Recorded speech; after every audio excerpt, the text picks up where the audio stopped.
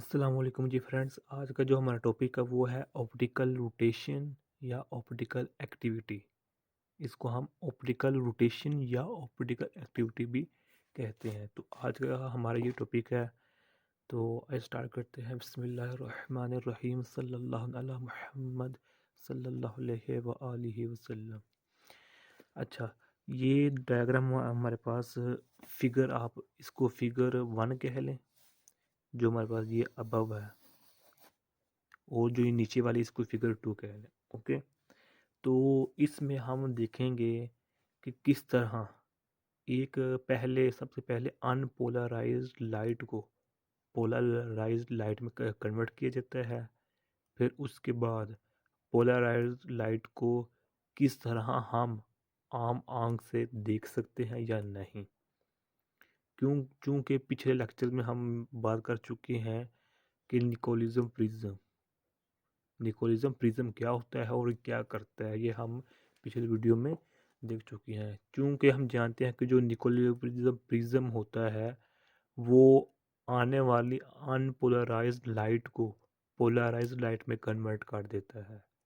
Okay, तो आइए पहले डायग्राम को हम देखते हैं, फिर उसके बाद बातें करते हैं। सबसे पहले हमारे पास ये एक सोर्स है, ये वाला सोर्स मेन कोई सेल है, बैटरी है। क्या करता है ये एक मोनोक्रोमैटिक लाइट को, कौन सी मोनोक्रोमैटिक लाइट को इमिट करती है इधर से।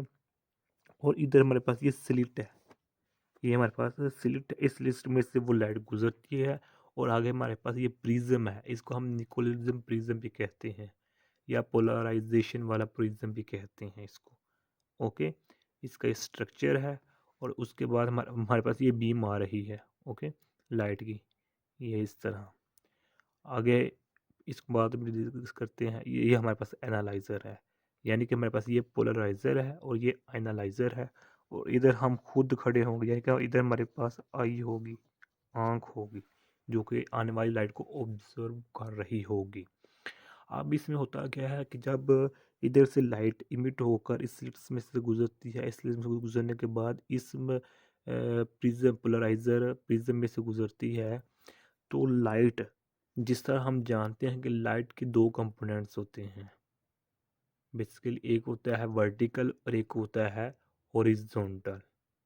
ओके, यानी कि जो लाइट होती है, ये सपोज कि हमारे पास ये लाइट है, इसकी इस लाइट का एक मिसाल के तौर पर हम देखना चाह रहे हैं इस लाइट का यहाँ से यहाँ तक का पार्ट का। तो ये देखिए हमारे पास ये लाइट है, ये इसके वर्टिकल कंपोनेंट्स हैं इस लाइट के। ओके हो गया। और ये जो हम इसमें डॉट लगा रहे हैं ये हमारे पास हॉरिजॉन्टल कंपोनेंट्स हैं इसी लाइट के वर्टिकल और हॉरिजॉन्टल कंपोनेंट्स है। ओके, अच्छा, बाज़ बुक्स में या बाज़ टीचर्स इस डॉट की जगह क्रॉस लगाते हैं, यानी कि ऐसे तो लिखते हैं लेकिन इधर क्रॉस लगा, सॉरी, ये वर्टिकल को शो कर रहे होते हैं और इधर ऐसा क्रॉस लगा देते हैं, फिर वर्टिकल, फिर क्रॉस।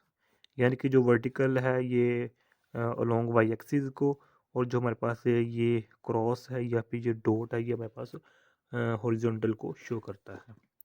ओके, बाज़ बुक्स में डॉट होते हैं, बाज़ बुक्स में जो है हमारे पास क्रॉस का निशान होता है। तो जब ये लाइट इस पोलराइजर में से गुजरेगी तो इसमें जो लाइट का होगा ना वर्टिकल कंपोनेंट, लाइट का वर्टिकल कंपोनेंट वो सीधा गुजर कर इस पोलराइजर से बाहर आ जाएगा, वो इस तरह का होगा। जबकि जो डॉट्स वाला, जो क्रॉस वाला कंपोनेंट्स होंगे वो यहाँ से रिफ्लेक्ट होकर बाहर निकल जाएंगे, ट्रांसमिट हो जाएंगे। क्यों? क्योंकि इस पोलराइजर की खासियत यही है कि निकोलिज्म प्रिज्म को हम इसलिए यूज़ करते हैं कि इसमें लाइट का एक पार्ट आगे चला जाता है और एक पार्ट जो है वो रिफ्लेक्ट हो जाता है। यानी कि इसकी जो स्ट्रक्चर है वो इसी तरह का होता है। यानी कि हम दूसरे अल्फाज में यह कह सकते हैं कि जो आने वाली लाइट, जो हमारे पास ये लाइट आ रही है, इस लाइट के जो हमारे पास, ये हमारे पास इधर हम बना लेते हैं, वर्टिकल कंपोनेंट है और ये हमारे पास हॉरिजॉन्टल है। ये हॉरिजॉन्टल है डॉट वाला। तो हम दूसरे अल्फाज में ये कह सकते हैं कि जो हमारे पास वर्टिकल कंपोनेंट्स है लाइट का, वो इस पोलराइजर के प्लेन के पैरेलल हैं। अगेन सुन लें कि आने वाली लाइट के जो वर्टिकल कंपोनेंट्स हैं, वर्टिकल कंपोनेंट्स वो इस पोलराइजर के प्लेन के पैरेलल हैं, इसलिए इस प्लेन में से वो वर्टिकल कंपोनेंट्स बाहर आ गए हैं। जबकि आने वाली लाइट के जो हॉरिजॉन्टल कंपोनेंट्स हैं वो इस प्लेन के परपेंडिकुलर हैं, इसलिए इस प्लेन ने यानी कि पोलराइजर ने उनको ब्लॉक करके रिफ्लेक्ट कर दिया। ओके हो गया, गुड हो गया। अब हम ये पोलराइजर्स के बाद हमारे पास आगे जाते हैं ये वर्टिकल कंपोनेंट्स। अब हम इन वर्टिकल कंपोनेंट्स को एक एनालाइजर से गुजार कर हम देखेंगे, यानी कि आई से ऑब्जर्व करेंगे। ओके हो गया। तो जब हम इस इन वर्टिकल कंपोनेंट्स को इस एनालाइजर से गुजारेंगे तो हमें इस आंख पर यानी कि यहाँ हमें कोई भी लाइट शो नहीं होगी, हमें डार्कनेस इधर शो होगी। वो क्यों? क्योंकि इन वर्टिकल कंपोनेंट्स का इन इस एनालाइजर चूंकि जो ये वर्टिकल कंपोनेंट्स हैं, ये वर्टिकल कंपोनेंट्स इस एनालाइजर के प्लेन के परपेंडिकुलर हैं। दोबारा फिर सुन लीजिएगा कि जो वर्टिकल कंपोनेंट्स हैं पोलराइजर के प्लेन के पैरेलल हैं, जबकि एनालाइजर के प्लेन के परपेंडिकुलर हैं। ये वर्टिकल कंपोनेंट इधर से गुजर कर इधर तो आ गए, लेकिन इधर से इधर नहीं जा सकते। क्यों? क्योंकि ये वर्टिकल कंपोनेंट्स इस प्लेन के यानी कि एनालाइजर के प्लेन के परपेंडिकुलर है, इसलिए ये एनालाइजर इनको पीछे ही धकेल देगा। यार तू पीछे ही चल। ओके। अच्छा, दूसरे अल्फाज में हम ये कह सकते हैं कि पोलराइजर का जो हमारे पास प्रिंसिपल एक्सिस है और एनालाइजर का जो हमारे पास प्रिंसिपल एक्सिस है, ये एक दूसरे के ऑपोजिट हैं, यानी कि 90 के एंगल बना रहे हैं, हम ये कह सकते हैं। ओके हो गया। तो अब इस इधर हमें डार्कनेस शो होगी। अब ये डायग्राम 2 देखें, हमारे पास जो डायग्राम बी है, इसमें सिर्फ हमने क्या किया है कि इसमें सिर्फ हमने क्यू का इजाफा इजाफा ऐड कर दिया है, यानी कि क्वार्ट्ज को हमने इसमें ऐड कर दिया है इस डायग्राम में, सिर्फ बाकी स्ट्रक्चर वही है। इधर से हमारे पास मोनोक्रोमेटिक लाइट आ रही है, इस सिलेक्टर में से गुजर रही है, इस पोलराइजर में से जो इस लाइट का जो हमारे पास इस लाइट का जो हमारे पास वर्टिकल कंपोनेंट्स हैं वो गुजर जाएंगे, और जो हॉरिजॉन्टल कंपोनेंट्स हैं वो ब्लॉक हो जाएंगे, इधर ही वर्टिकल कंपोनेंट बाहर आ जाएंगे। जब वर्टिकल कंपोनेंट्स को इधर से इधर जाएंगे तो वो भी ब्लॉक हो जाएंगे, लेकिन इधर हमने क्वार्ट्ज यूज़ कर दिया। क्वार्ट्ज को क्यों यूज़ किया? अब हम अपनी मर्जी के साथ इस क्वार्ट्ज को कि एंगल को आगे पीछे कर सकते हैं, अप डाउन कर सकते हैं। क्यों? क्योंकि जो ये वर्टिकल कंपोनेंट है लाइट के, उनका एंगल इस तरह बनाएंगे कि वो इस एनालाइजर से गुजर कर हमें आगे आई पार, यानी कि हमें जो इधर आदमी होगा यानी कि इस आई आंखों को आसानी से दिख सके, यानी कि लाइट नज़र आ सके। इसलिए हम क्वार्ट्ज को यूज़ करते हैं कि आने वाले वर्टिकल कंपोनेंट्स के एंगल को कुछ ना कुछ इस तरह का बना दें ताकि वो एनालाइजर से गुजरे तो हमें लाइट शो हो। तो क्वार्ट्ज इसी तरह करता है कि आने वाले कंपोनेंट्स को, वर्टिकल कंपोनेंट्स को कुछ इस तरह का एंगल इस तरह साइड पर या इस साइड ऐसे रोटेट कर देता है कि वो एनालाइजर से गुजरने के बाद हमें आम आंख से नज़र आ सकते हैं। ओके हो गया। तो ये था आज का छोटा सा टॉपिक। अगर जो मैंने एक्सप्लेन किया, अगर इसी को आप थ्योरी की शक्ल में लिख देंगे तो उम्मीद है आप लोगों का ये टॉपिक कंप्लीट हो जाएगा। अब हम कुछ इसके बारे में बातें में छोटी छोटी बातें लिख लेते हैं कि इसको 1811 में सबसे पहले हमारे पास जो थे ना फ्रेंच फिजिसिस्ट, उन्होंने इसको उनका नाम कई यहाँ के लहजों से स्टडी किया जा सकता है। उनका नाम था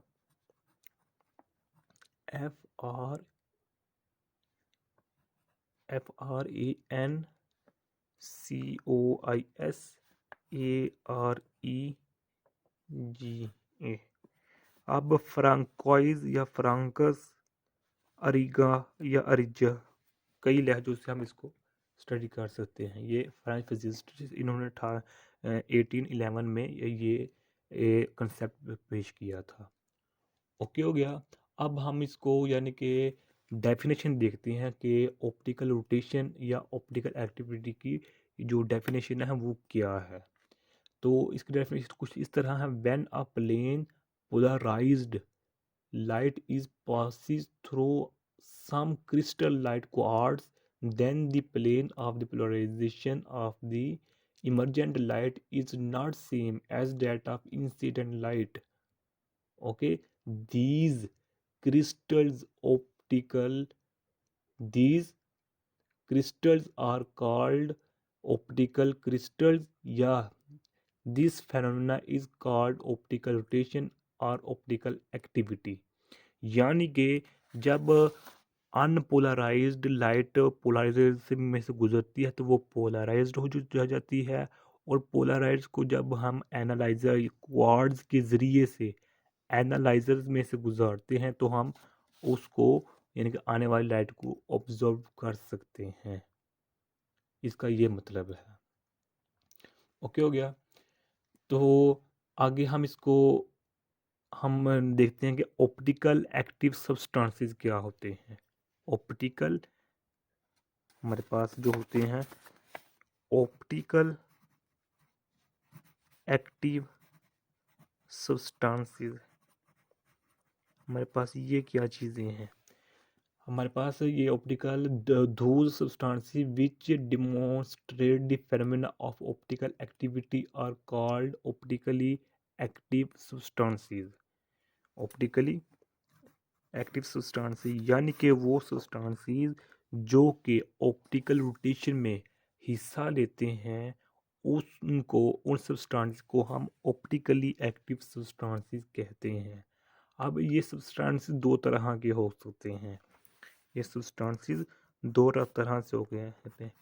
एक को हम कहते हैं डेक्स्ट्रो रोटेटरी सब्सटेंसेस। ओके, और सेकंड को हम कहते हैं लाइवो या लीवो रोटेटरी सब्सटेंसेस कहते हैं। ओके हो गया। अब डेक्स्ट्रो रोटेटरी सब्सटेंसेस और लाइवो या लीवो रोटेटरी सब्सटेंसेस कौन से होते हैं। डेक्स्ट्रो रोटेटरी सब्सटेंसेस वो होते हैं जो इंसिडेंट लाइट यानी कि जो हमारे पास ये लाइट होती है यानी कि पोलराइजर से गुजरने के बाद ये इस लाइट को इस तरह यानी कि राइट साइड पर, ये हमारे पास ये देखें ये स्ट्रेट लाइन में आ रही थे वर्टिकल कंपोनेंट्स, जब ये क्वार्ट्ज में से गुजरेगा तो इसका एंगल इस तरह बन गया है। पहले से स्ट्रेट था, अब इस तरह बन गया है। इस तरह ये देखें स्ट्रेट था, इधर इधर आकर ये ऐसे हो गया यानी कि स्ट्रेट इस तरह हो गया। तो इसको हम कहते हैं, इन सब्सटेंसेस को कहते हैं, ऐसे क्वार्ट्ज को हम कहते हैं डेक्स्ट्रो रोटेटरी क्वार्ट्ज या डेक्स्ट्रो रोटेटरी सब्सटेंसेस भी कहते हैं। ओके, अब इसका सेकंड नाम, इसका जो हम सेकंड नाम दे सकते हैं वो है राइट हैंडेड सब्सटेंसेस। इसको भी हम उससे कह सकते हैं। क्यों? क्योंकि इसने जो है राइट साइड पर, लेफ्ट स्ट्रेट से राइट साइड पर एंगल इसने कन्वर्ट किया। इसके लिए क्वाड इन सब्सटेंसेस को यानी कि इस क्वाड्स को हम राइट हैंडेड सब्सटेंस भी कह सकते हैं, या इसका जो थर्ड नेम है उसको हम क्लॉकवाइज सब्सटेंसेस भी कह सकते हैं। Clockwise substances in optical rotation भी कह सकते हैं। इसी तरह इसके ऑपोजिट हम लीवो रोटेटरी को लेफ्ट हैंडेड सब्सटेंसेस भी कह सकते हैं। क्यों?